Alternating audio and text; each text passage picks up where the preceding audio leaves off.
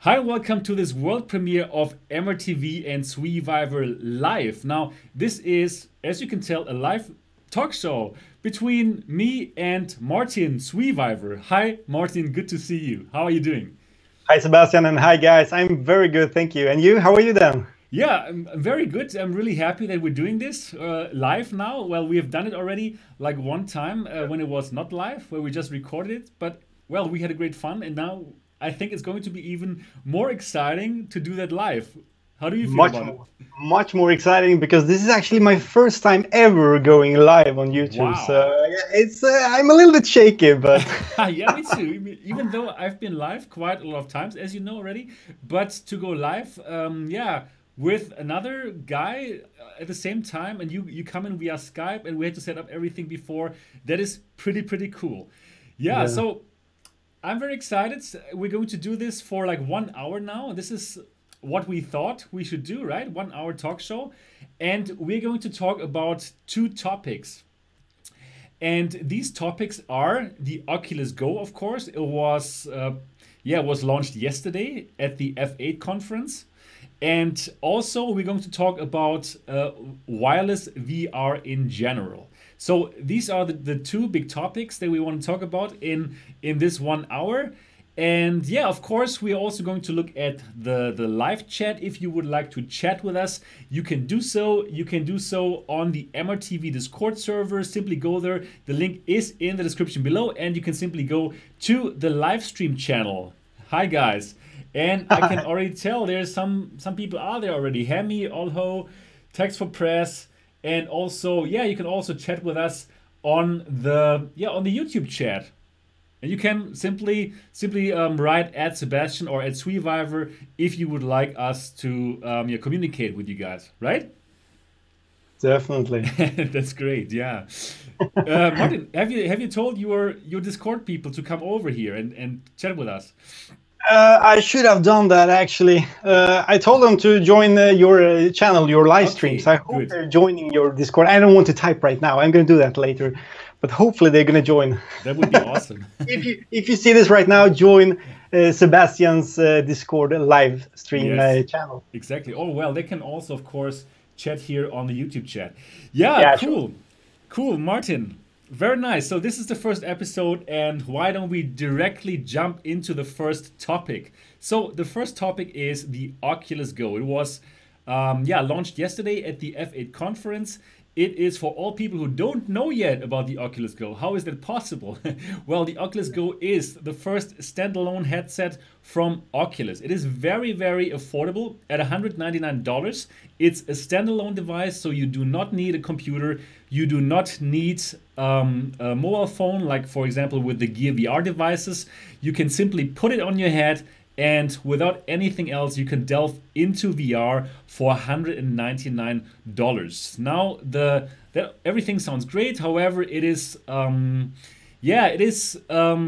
low-end device. So it doesn't have 6 degrees of freedom like the Oculus Rift or all the other headsets that we love. It has 3 degrees of freedom and only one 3 degrees of freedom controller. So, Martin, your take on the Oculus Go?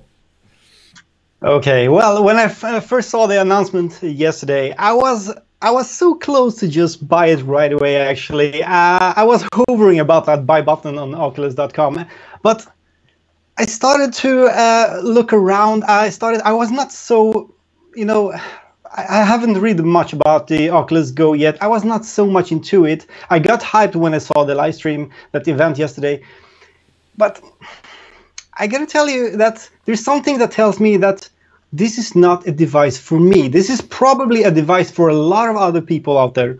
And for many other reasons, we're probably going to talk about them in this show. But for me, it's probably something that will be most of the time on my shelf or inside of a closet or something until I go and travel or so. Because it is a portable device. It is a device that is very limited in terms of content. And also, yeah, the tracking, as you said, the 3 depth of field. I mean, it's not fully. I mean, there's no room scale. Yeah, you know Yeah, what I mean. yeah, I know. So Yeah, so that that is a good point for who is the device, right? Who's the target audience? And I also believe that you and me probably are not the target audience, since we are like the crazy VR enthusiast spending hundreds of, no, thousands of dollars into the latest stuff. And we're already so used to having those 6 degrees of freedom VR experiences that probably this could turn us off. So I don't believe that you and me are the target audience. Well, let me start off by, I mean, if you look at it technically, I mean, there's kind of good techs on paper. We have a 1440p. We have some much better lenses. They're still Fresnel lenses or Fresnel lenses, but they're much better improved compared to the Oculus Rift, and of course HTC Vive and some other headsets. So it's also 72 hertz. As far as I know, it's higher than the Gear VR. Yes. So it looks to be a very sophisticated device despite the low price. Yeah, that's pretty good. But there are some main concerns about this, because it's kind of like the main purpose of this device is getting a little bit, if I may call it, broken by the limitations of the headset. And maybe I should start off by telling them, or should we take that later on? I'm not sure, Sebastian. Well, I think really it's first of all, let's talk about for who is this device. So I think it's not for people like you and me who are already in high-end VR. I think this is a device for people who want to dip their toes into VR first. Yeah. People who don't have a high-end PC. People who have just watched Ready Player One and for the first time somehow got in touch with VR. And for people who didn't really ever thought about getting a high-end gaming PC, or people who don't even have like a PlayStation 4, but who still want to have somehow a look into VR, because I'm sure even those non-gamers, those normal people, I think they will be fascinated by VR, and probably they want to try it, but until now the barrier was too high to get into it, because, well, you either need to have like a great computer, or you need to have a PS4, or you need to have a Daydream ready phone, or the latest Samsung Galaxy to get into it. And well, these are kind of high hurdles, right? So now with this device, I think it's made for people who simply want to have their first experiences in VR, and for them they don't even need to have those 6 degrees of freedom and all the stuff that you and me love, and probably you and me, we cannot live without it. But for them, I think it might be a pretty cool device. What do you think about that?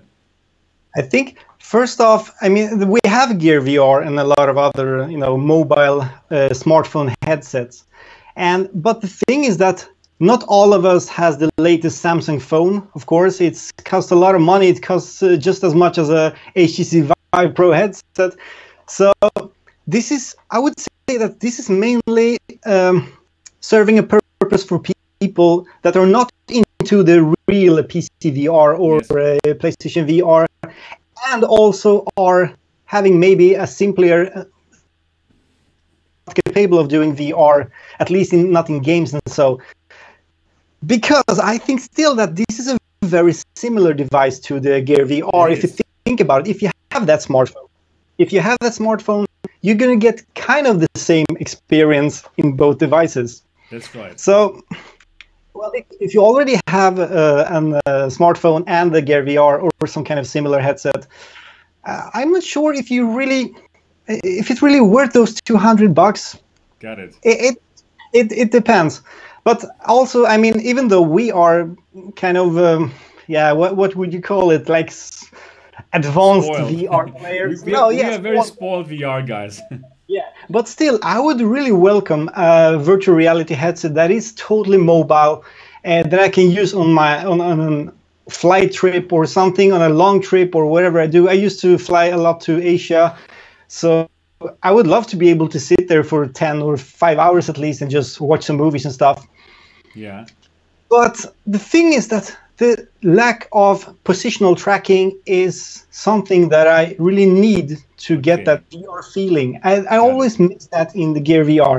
Yes. So that is probably a reason for people to maybe, especially for us guys that are used to HTC Vive, Oculus Rift, and all the other headsets, maybe we should wait for that Santa Cruz mobile headset, or that Oculus that is also mobile, but it's gonna have 6 degrees of freedom. Yeah, of course. So this is going to be a more sophisticated device, the Oculus Santa Cruz, of course, with 6 degrees of freedom tracking and 2 6 degrees of freedom tracked controllers. Of course, this is going to be something that we're all looking for, but it won't arrive at the $199 price point, which is now, yeah, it's so cheap. It is so cheap now. For the first time, you can even gift a VR device to your best friend, or to your mom, or to your dad, or it's